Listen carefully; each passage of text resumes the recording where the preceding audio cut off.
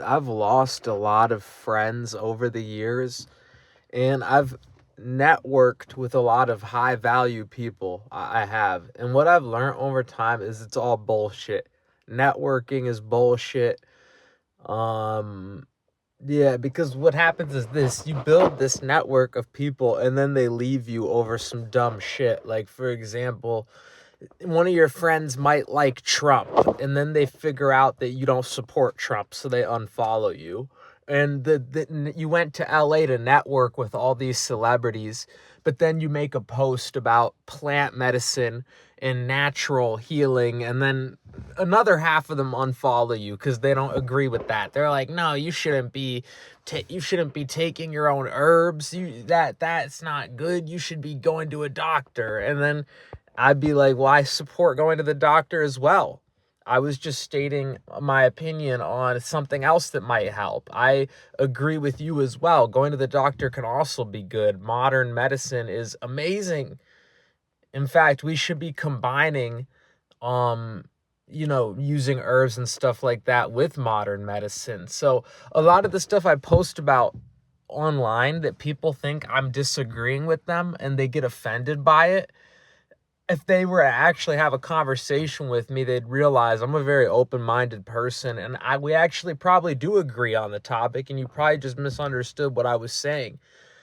And that I've lost friends over shit like that. You lose friends because you're going through hell on earth. You have multiple court dates coming up. You might be about to lose your job soon because of a cop falsely testifying against you, making your background check dirty because there's something on it that you didn't even do, because the cops are lying to the judge in court against you with no body cam evidence. And so you have multiple court dates you have to go to just to try to protect your job. And then you end up losing your job anyways because the judge says you're guilty with no evidence found. That's the type of stuff that I've been going through lately. Or there's so much shit that I've gone through. I've had my car impounded. I've gone into car accidents. I've had health issues where I've almost died. And so, yeah, I might not have replied for a month. I'm sorry. And then they unfollow you because of it, but then they keep following everyone else. And you never really know what people's intentions are. Yeah, you can network with all these different people and try to build your social circle, but honestly, I do not think that that's where most of your attention should go. You want to know why? Because this is the truth about people. This is the real fucked up truth about people. A lot of times, the first month or even the first year or two you meet someone, it's their marketing. They try to present themselves as better than who they really are because they want to get you they want to get you as a boyfriend, a friend, a partner. And then once you put that label on it of, oh, he's my friend now, or oh, he's my boyfriend, I got him. Now they start treating you like fucking dog shit and they reveal the real them. So that's another reason why networking is bullshit, is because, yeah, you might start to get close to all these different people, but the more they feel like they know you, now they feel like the mask can drop and they can reveal their true self.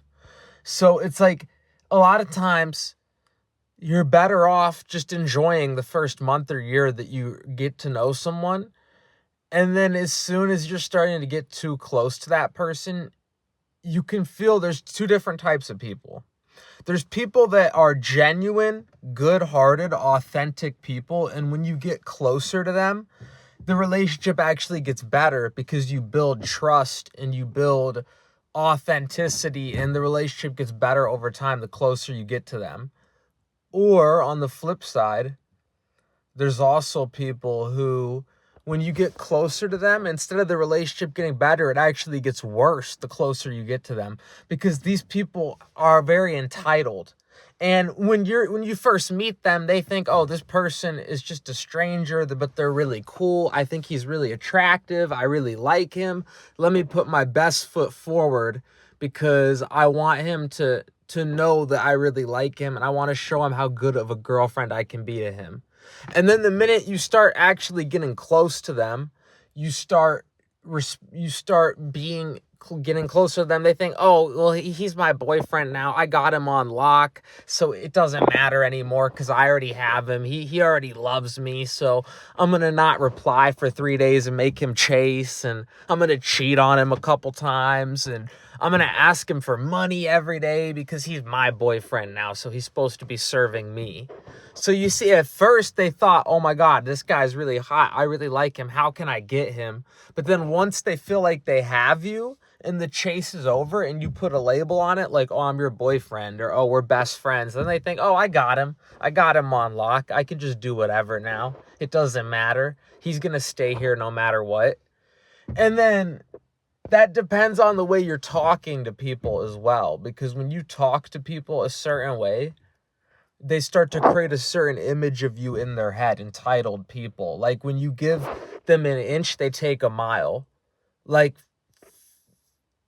for example, being there's just so many different examples of it. Being overly apologetic, acting nervous, acting hesitant around women, especially if you're dating as a man.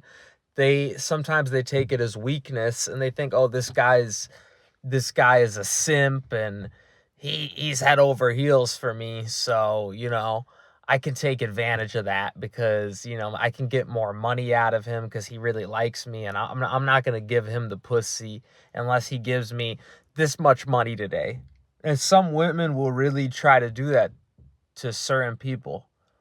And sex, people can pay for sex if they want in a free market. I don't think that should be I don't think people should be getting arrested for that. I think a lot of the times the cops should serve and protect, and a lot of times they interfere with people in their day-to-day life. Like, people are getting arrested for cannabis, people are getting arrested for prostitution. I don't think people should be getting arrested for it, but at the end of the day, that's what it is.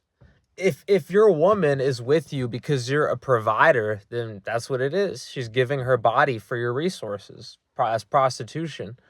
Now, me, I'm a fan of true love. I really am. I've been in relationships before where the woman maybe had an inheritance. So she came from a good family that took care of her, and she had all the resources she needed on her own. So she didn't need me for money.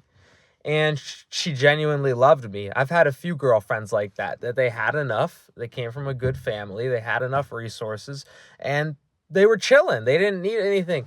Not every woman's materialistic.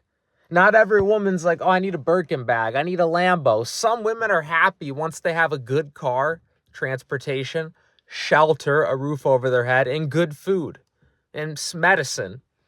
That's all some of these women need, and they're more than happy with that. And then there are some women that will shame you for not being a part of the rat race. Because I don't care if you run a bunch of businesses, if you're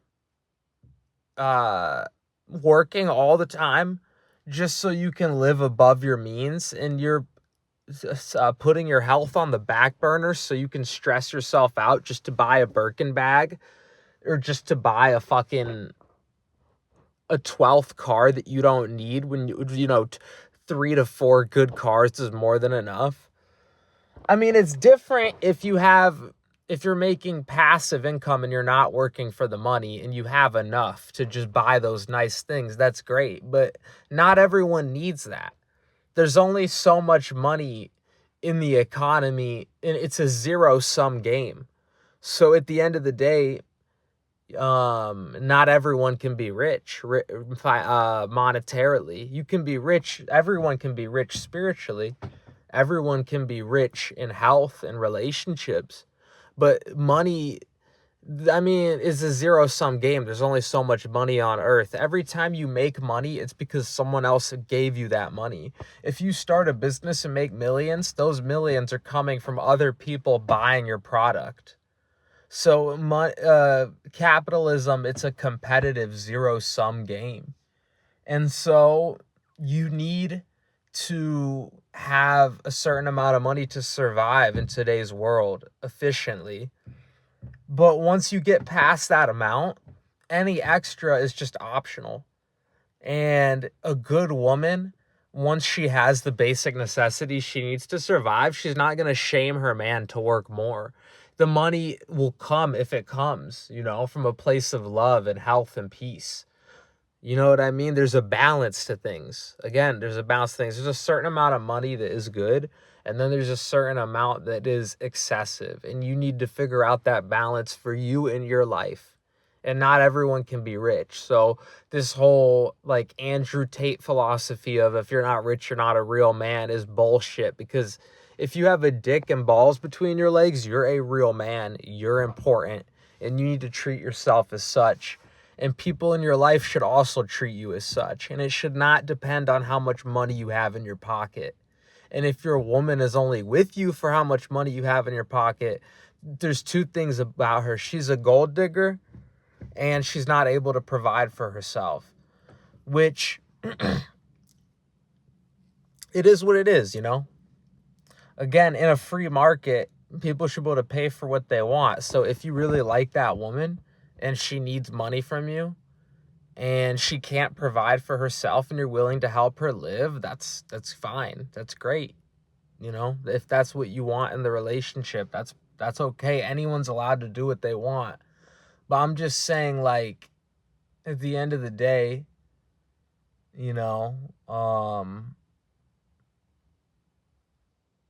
I'm a big fan of true love. I'm attracted to women that are able to provide for themselves and love me for me. That's just what I like, me personally. Am I saying I would never provide for a woman? No. If I was rich, I would love to provide for a woman. I get a lot of fulfillment. Again, getting rich is a zero-sum game. Not everyone can do it. So I get a lot of fulfillment from helping the less fortunate. I really do. But is that what I'm the most attracted to? Not really. What attracts me to a woman the most, again, is a woman that loves me for me. And what I find the most attractive in a woman is a woman that is capable of providing for herself and is not with me only because she needs me to take care of her, but is with me because she genuinely loves me and cares for me. And I want a woman not that necessarily needs me, but I want a woman that wants me. That's what I'm the most attracted to. But again, if I was rich, I would always provide for the less fortunate, and that would include women and guy friends. So am I saying I wouldn't provide for a woman? No, I love providing for women. The point I'm trying to make is a lot of relationships, this is the point I'm trying to make, is a lot of relationships in today's society are fake. A lot of women are with men not because she loves you and cares for you, but it's because what could she get from you? A lot of your friends that you networked with is if you opened up to them about, oh, I'm going through this drug addiction right now, they'd probably unfollow you on Instagram. If you were going through some real shit, half of these guys would make fun of you for it, and these guys that you're networking with. And the only reason why you're able to keep them in your network is because you put on a facade of acting tough and being this high value male. But as soon as you show any real authenticity, they make fun of you for it. As soon as you're going through something in life, they tell you to man up and you're just being a bitch. As soon as you need real help from your supposed network, there's no help there to be found. In fact, a lot of times you think you're networking, but you're actually getting taken advantage of. That's the real danger of networking, is a lot of these people in LA or Hollywood, the economy is getting so bad that they're not even there to pay you. They're there to take your money. I've gotten added to group chats before saying, oh, we're going to sell life insurance together and get rich, and we're networking, and we're part of something bigger. Just give me $300 so that way you can join the team and get verified and licensed to sell insurance.